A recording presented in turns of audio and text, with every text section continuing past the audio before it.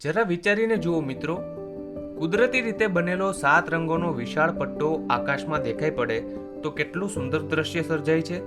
ચાલો આવી કુદરતી ઘટના, જેને આપણે મેઘધનુષ્ય કહીએ છીએ અને અંગ્રેજીમાં તેને રેનબો કહેવાય છે, તે કેવી રીતે બને છે અને તે ક્યારે દેખાય છે તે સમજીએ.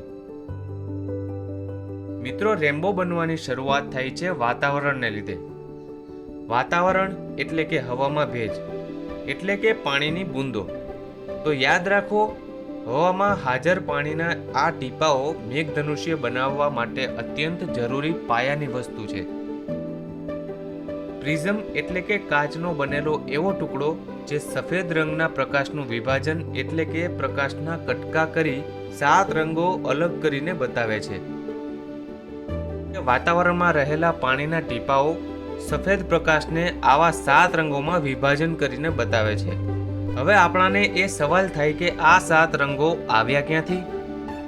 તો જાણી લો કે આપણા સૂર્યનો પ્રકાશ જે આપણને સફેદ કે પીળો દેખાય છે તે ખરેખર 7 રંગોથી બનેલો છે. આ 7 રંગો એટલે જાની વાલી પીનારા. જા એટલે જાંબલી, ની એટલે નીલો, વા એટલે વાદળી, લી એટલે લીલો, પી એટલે પીળો, ના એટલે નારંગી, રા એટલે રાતો. આ 7 રંગો ભેગા મળી અને સફેદ રંગનો એક સૂર્યપ્રકાશ બનાવે છે, જેને વિજ્ઞાનની ભાષામાં દ્રશ્ય પ્રકાશ કહે છે.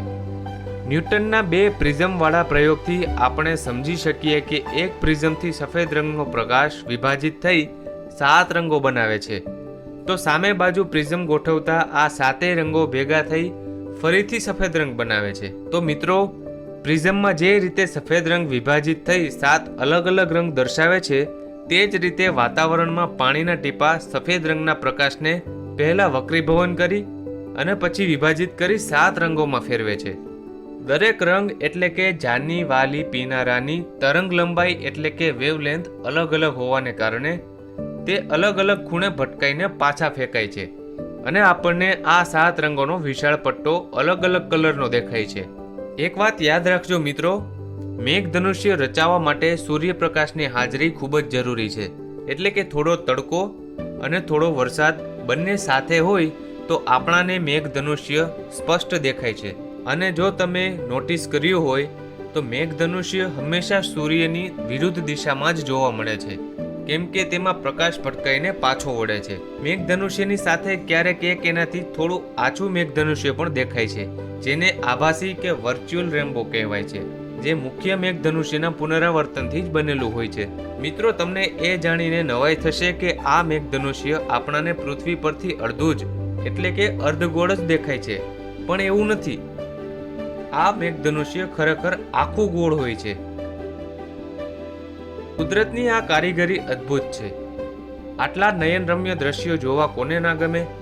આપણી પૃથ્વીની સંરચના અને તેની કામ કરવાની રીતોને સમજવી ખૂબ અઘરી છે.